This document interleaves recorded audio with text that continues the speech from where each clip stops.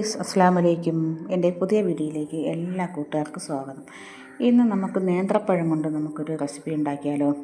അപ്പോൾ അതിനു വേണ്ടി ഞാൻ 3 നേന്ത്രപ്പഴം ഇവിടെ എടുത്തിട്ടുണ്ട്. അപ്പോൾ ഓരോ നേന്ത്രപ്പഴവും ഞാൻ 8 കഷ്ണങ്ങളാക്കി വെച്ചിട്ടുണ്ട്. അപ്പോൾ അതിന് ആവശ്യമുള്ള സാധനങ്ങൾ എന്തൊക്കെയാണെന്നുള്ളത് നമുക്ക് നോക്കാം. അപ്പം ഇന്ന് ഞാൻ നമ്മുടെ തേങ്ങ ഉണ്ടല്ലോ, തേങ്ങ ഞാൻ ഇവിടെ തിരുമ്മി വെച്ചിട്ടുണ്ട്. പറയാം കാര്യങ്ങൾ എങ്ങനെയൊക്കെയാണെന്നുള്ളത് ഞാൻ വീഡിയോയിൽ കാണിക്കാം. അപ്പോൾ ആദ്യം തന്നെ നമുക്ക് തേങ്ങ നമുക്കൊന്ന് ചൂടാക്കി എടുക്കാം. നല്ലതുപോലെ ഒന്ന് വറക്കണ്ട, ഒന്ന് അതിൻ്റെ സ്മെല്ല് ചെറിയതായിട്ടുള്ള സ്മെല്ല് മാറുന്നവരെ നമുക്കൊന്ന് ചൂടാക്കി എടുക്കാം. അത് കഴിഞ്ഞതിന് ശേഷം നമുക്ക് നല്ലതുപോലെ നമ്മുടെ തേങ്ങ പൊടിച്ചെടുക്കണം. എന്നിട്ട് നമുക്ക് ഇനി നേന്ത്രപ്പഴം നമുക്ക് ഫ്രൈ ആക്കി എടുക്കുന്നതിന് വേണ്ടിയുള്ള മാവ് 1 കപ്പ് മൈദ മാവ് എടുത്തിട്ടുണ്ട്. ആവശ്യത്തിന് 3 ഏലക്ക പൊടിച്ചെടുത്തിട്ടുണ്ട്. പിന്നെ ഞാൻ പാൽപ്പൊടി 1 സ്പൂൺ ഇട്ട് കൊടുത്തിട്ടുണ്ട്. പിന്നെ 1 സ്പൂൺ പഞ്ചസാര ഇട്ട് കൊടുത്തിട്ടുണ്ട്. 1 നുള്ള് സോഡാപ്പൊടി ഇട്ട് കൊടുത്തിട്ടുണ്ട്. പിന്നെ 1 നുള്ള് ഉപ്പ്. ഇത്രയും സാധനം ഞാൻ നമുക്കുള്ള ബനാന ഫ്രൈ തയ്യാറാക്കാനായിട്ടുള്ള കൂട്ടിൽ ആഡ് ചെയ്ത് കൊടുത്തിട്ടുണ്ട്.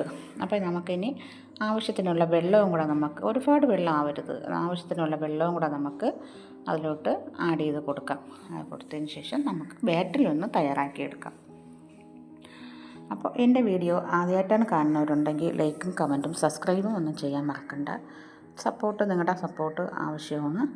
തീർച്ചയായിട്ടും ഈ റെസിപ്പി നിങ്ങൾ വീട്ടിൽ തയ്യാറാക്കി നോക്കണം. മുമ്പ് ഞാനിത് നോമ്പിനൊക്കെ ഞാനിത് തയ്യാറാക്കി നോക്കിയിട്ടുണ്ടായിരുന്നു.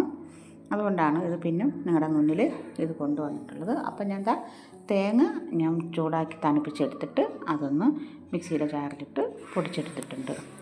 അപ്പോൾ ഇനി നമുക്കുള്ള ബനാന നമുക്ക് ഓരോ വിധം നമുക്ക് തേങ്ങപ്പൊടിയിൽ നമുക്ക് മാറ്റി വയ്ക്കാം. നിങ്ങൾക്ക് ഇതിൽ വേണമെങ്കിൽ നമ്മളെ ഈ മൈദാമാവിൻ്റെ കൂട്ടിൽ നമുക്ക് കോൺഫ്ലവർ വേണമെങ്കിൽ നമുക്ക് ചേർക്കാം. കോൺഫ്ലവറിന് പകരം പാൽപ്പൊടി ചേർത്താലും നല്ല ടേസ്റ്റാണ്. ഞാൻ ഇപ്പോൾ ചേർത്തേക്കുന്നത് പാൽപ്പൊടിയാണ്.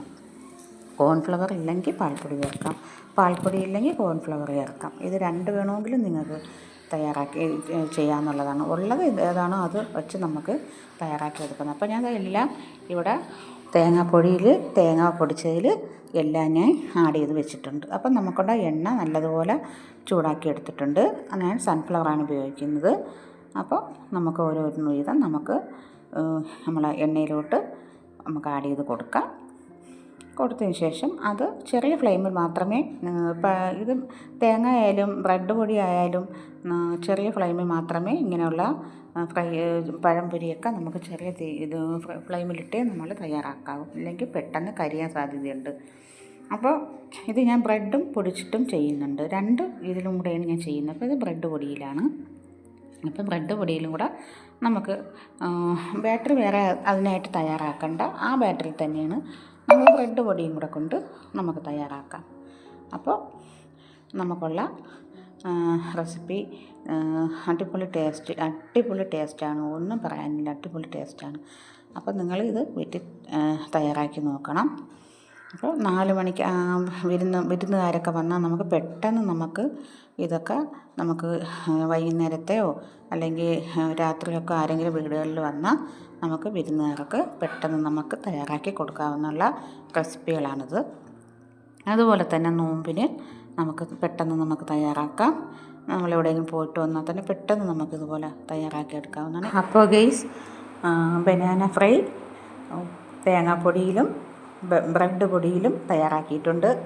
അപ്പോൾ അടിപൊളി ടേസ്റ്റാണ്, ഒന്നും പറയാനില്ല. അപ്പോൾ നാളത്തെ വീഡിയോ കാണുമ്പോഴേക്കും അസ്സലാമു അലൈക്കും.